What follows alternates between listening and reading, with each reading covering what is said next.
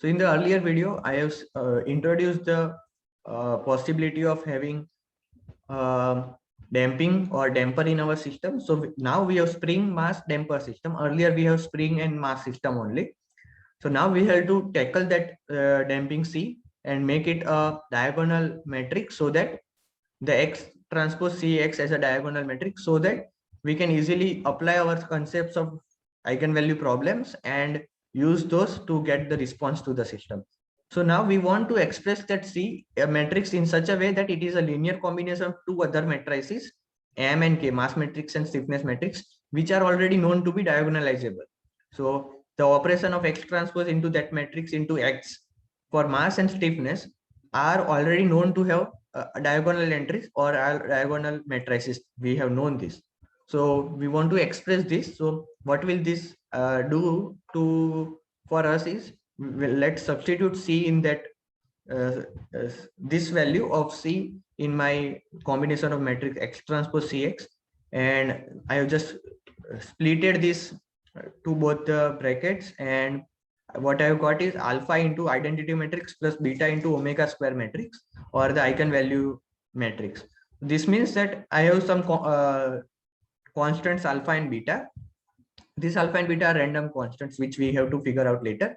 But there are two matrices in which they are diagonalizable matrix, or they are already the diagonal matrices.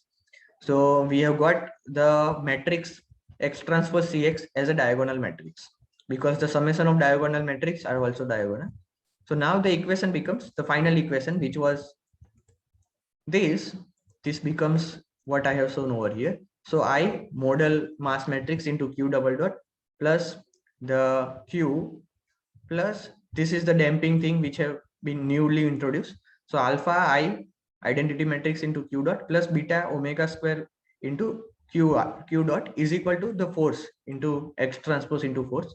So I can again convert or just split the things for better clarity. I have written this in terms of omega i's index notation. So need not convert or need not confuse between mass, the matrices and the index form. They can be replaced from one another very easily. So this is the final equation in terms of index notation. Qi double dot plus alpha Qi dot plus beta omega I square Qi dot plus omega I square L Q is equal to Qi, capital Qi.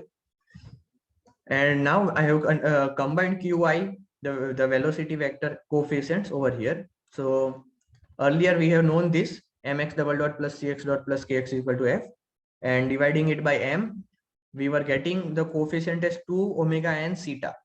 Theta was the damping ratio, that is the damping coefficient upon the critical damping value, and these were omega, which were the coefficient for x. So over here we have q and we have omega i's.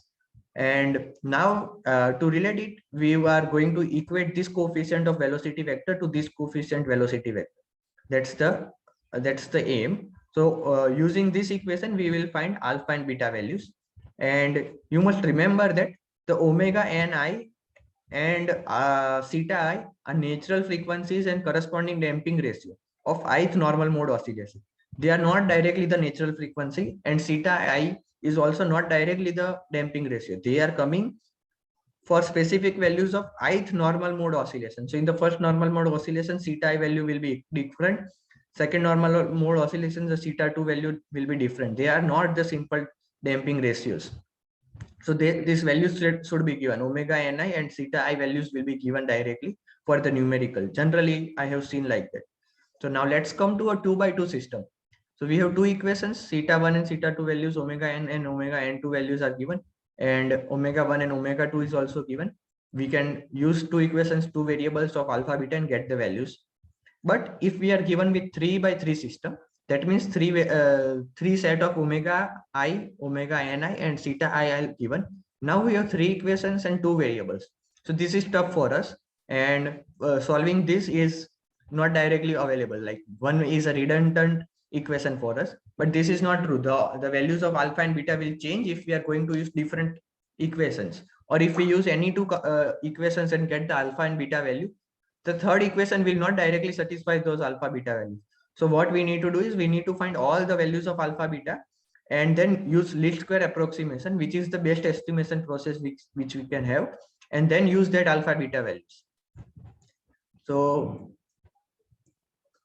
we can look at a question also. So the theta 1 values, omega 1 values all are given. We need to just use those. So the natural frequencies will remain same. This omega 1 and this omega ni are same. But you must remember, this is not squared, this is squared. So all the things are given. We have 2x2 system. We need to find alpha beta and write the general C. So we have two equations and two variables at the value of alpha beta, and write the generalized C matrix. And that's all.